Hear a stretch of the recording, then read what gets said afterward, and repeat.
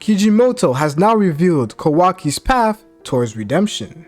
And when I say redemption, I mean Kawaki's path towards being the #1 guy in the series, as this is the moment that a lot of Kawaki fans have been waiting for, and it is now only a matter of time towards we see Kawaki go back to his standing that we saw before the time skip. Cause ever since the time skip, Kawaki simply hasn't been the star of the show. His aura has started to diminish after countless displays where he simply lacked power. Him getting beat up by Jura, the Claw Grimes, and even Boruto. Kawaki simply hasn't been that guy in the time skip. And that's simply due to the fact that Kawaki hasn't been acting on his Otsutsuki mentality, his Otsutsuki philosophy that he has now resorted towards achieving. Because Kawaki, due to the influence that Jigen/Ishiki had on his life, has realized is that the path towards power and being able to protect the people around him and the people that matter most to Kawaki is the path of the Otsutsukis. Because Kawaki was tired of being the victim, that ideology that stemmed from the ninjas, reacting to various threats that come your way. He now wanted to be the one to cause these various threats to be, while protecting the ones he cares most about. As Kawaki is now diving deep into his ideology of the Otsukis, he claims that he is an Otsutsuki who uses his powers to beat other Otsukis. So this means in order to obtain these Otsutsuki powers, Kawaki will have to go down the path of the Otsukis, which means devouring chakra fruits and learning from the power and experience he is given from eating that. And with that in mind, the Thorn Soul's introduction into the story has come at the perfect time. A Kawaki who is not as strong as Boruto, but still has these high hopes of protecting Naruto and bringing down the Otsukis, the Thorn Souls come as a source of power that will allow Kawaki to do just that. Continue down his ideology of the Otsukis while now protecting Naruto and everybody he cares for, as this literally parallels the type of training that Kawaki knows and has grew up with. As during his time of the Jigen, Kawaki simply received the karma, and his training wasn't to learn how to use chakra, mastering his chakra control, climbing up trees, walking on water. This wasn't the training that Kawaki had. Kawaki's training only relied on him using the Otsutsuki power that he was given. This came in the form of being in dire states where Jigen would just beat up Kawaki. They would have fights. I wouldn't even think it's fair to call them fights. It would simply be Jigen beating up Kawaki, with Kawaki who'd have to somehow find a way to utilize his karma powers in order to stand a chance. This is the ideology that Kawaki was raised up in, as we see that every time that Kawaki has a power boost, it literally comes from him being in a moment where he is having a 1v1 or a fight versus an opponent, and he is driven into a corner just like Jigen would do all the time for him to be able to awaken his karma. This happened versus Jigen. This happened during the fight versus Code, where we had a Borushiki who was literally dog walking Kawaki, crossing his hands like Vegito and kicking Kawaki, threatening that he would break Kawaki's arms and all of his limbs to make sure he doesn't move, and finally threatening to kill Naruto. This is what Kawaki knows, and this is what has always caused Kawaki to become more powerful, as this is the sort of philosophy and training that Kawaki has had to endure. And this is what we're also seeing right now. Kawaki, who has been driven down a corner, realizing that he is not as strong as he has to be. He literally only came there to get rid of Hidari. We'll give him his props. He did come in at a clutch moment to deal with Hidari, but he wasn't strong to deal with Jura. He got dogged out with Jura, and the one who is now powerful enough to do anything about the situation has been sniped by Jura and is now laying on the ground.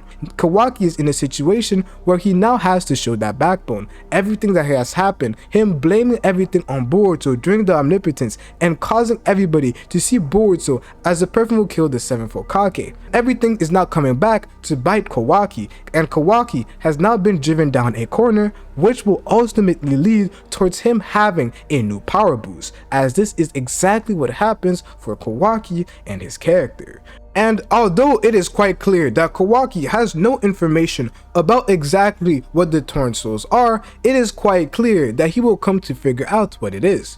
Us, we don't have the greatest explanation, but we can already deduce that the Torn Souls have to a certain degree the essence of the person that comes from it, their chakras and their ability. So if Kawaki gets a hold of one of the Torn Souls, he will be able to eat the essence and what drives the Shinshu. For example, if he eats Hidari's Torn Soul, then he would technically get some of Sasuke's ability and an amp that comes from Sasuke's chakra fruit / Sasuke's Torn Soul. This is what is currently being revealed to us, as if Hidari's powers come from his Torn Soul, then it means that if somebody else obtains that Torn Soul, he will be amped by that same power, being amped by Sasuke's power. Now the very interesting thing is that if you look at Kawaki right now, he is quite different than the Kawaki that we see in that time skip scene. We see a Kawaki right now, he has a different outfit. Kawaki that we see in that time skip scene fighting Boruto on the Hokage monuments, Kawaki has a scarf, Kawaki has a staff.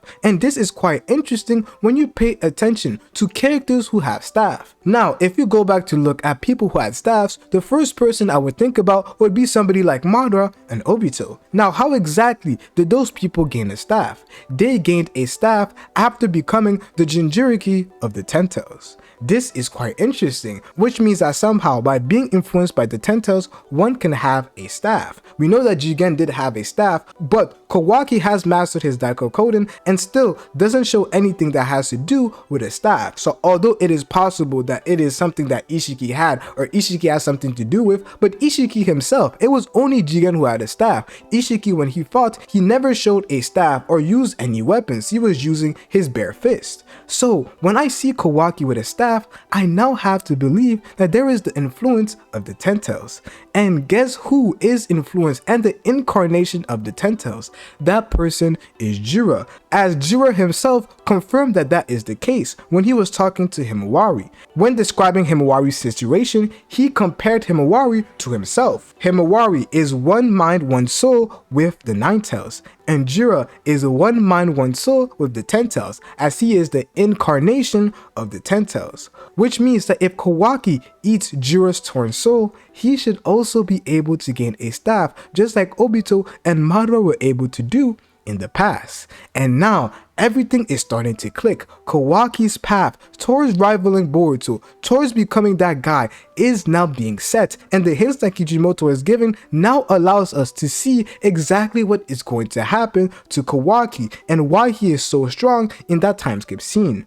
Kawaki will eventually find a way to get Jura's Torn Soul. And I don't know if it's going to be in a cop-out like way, Kawaki stealing it from Boruto, or something crazy. But now it seems like we can start to deduce exactly what causes Kawaki to become so strong. However, some may counter this argument saying that I don't really see Kawaki eating a Torn Soul because it doesn't align with his morals. But if you look at Kawaki's morals, you would see Kawaki only cares about the consequence. Kawaki is a consequentialist. Kawaki is the type of person that, regardless if most people may see this as a good act or a bad act, he sees an action as being good if it leads to the best scenario. So killing Boruto, although people may view that as a bad act, to Kawaki, killing Boruto was a good thing because it protected Naruto and the rest of the village due to Boruto having Momoshiki inside of him. This is something that we must pay attention to, these different ways of viewing life that Kawaki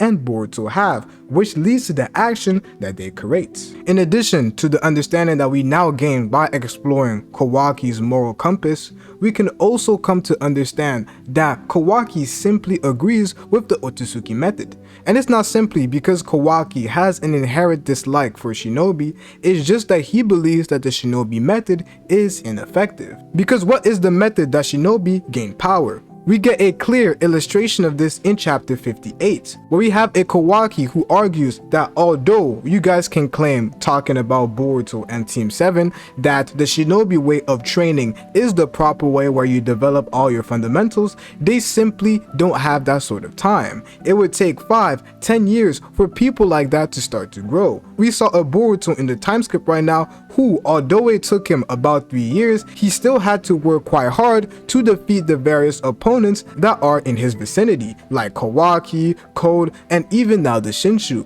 Boruto's training is something that took a lot of time out of him, and Kawaki simply doesn't have that time, and Kawaki doesn't want to go through this inefficient method of training if he can just find another way to become stronger in less time.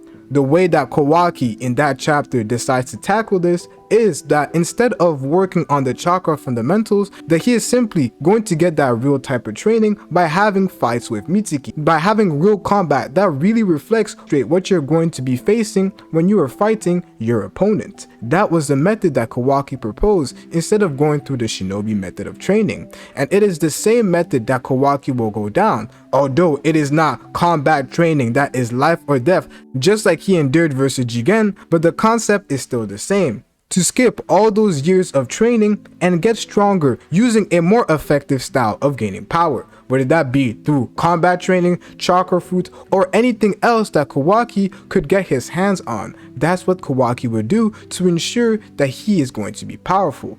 This means that Kawaki doesn't care about the method in which he gets that power as long as he gets that power as quick as possible. This continues to go down Kawaki's ideology of a consequentialist, just like I have discussed. Kawaki views all the actions that he is doing as good if he gets that power, so people may claim that it is cheap that Kawaki goes ahead to try and find the easiest ways to get power, but Kawaki doesn't care. Kawaki only cares about the consequence of his actions, and if his actions lead to him becoming powerful, then his action is correct and it follows his moral compass. And that's what we're going to be seeing Kawaki do in these future chapters, and it is quite important that we get a deep understanding of Kawaki's character, of everything that he deals with. People struggle to understand Kawaki's views on shinobis and why exactly he says the age of shinobi is over, but by looking back at everything that we have seen about Kawaki's character,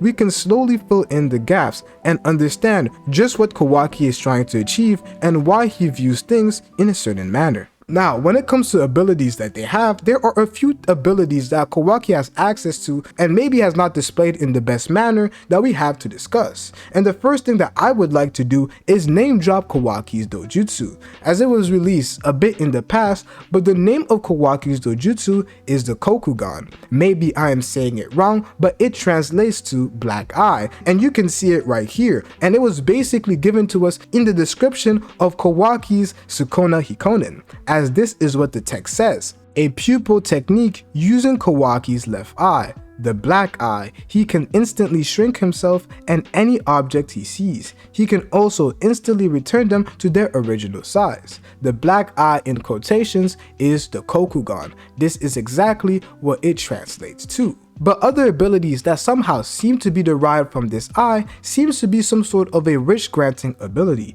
This is what Ishiki was referring to when he said that he was going to grant all the Kara members' wishes. It must be an ability that Ishiki possessed, as this is what is connected to his mythology, so maybe Kawaki may have some sort of wish granting ability that he is yet to tap into, and it's going to be quite interesting to see exactly how strong that time skip Kawaki is going to be. And when it comes to fighting the Shinshu, one thing that has been made quite clear is the fact that you have to be able to destroy all of the Shinshu all at once, which means not leaving a single part of their body intact, or they can simply go into the clograms and then be healed by the divine tree. We only saw this with Hidari simply because the other Shinshu were not harmed by any attack or move. However, if these other characters apart from Hidari are to be damaged, they will definitely go back to that dimension and get healed. This is why Kawaki's Chakra Blast is quite important,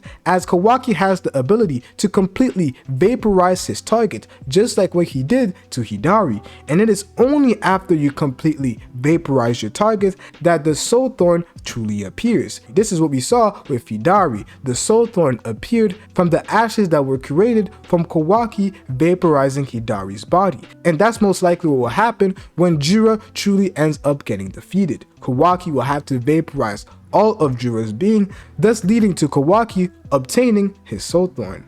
And if you still question if Kawaki would morally eat the Soul Thorn, then watch this video right here as I explain exactly what is Kawaki's ideology and moral standpoint.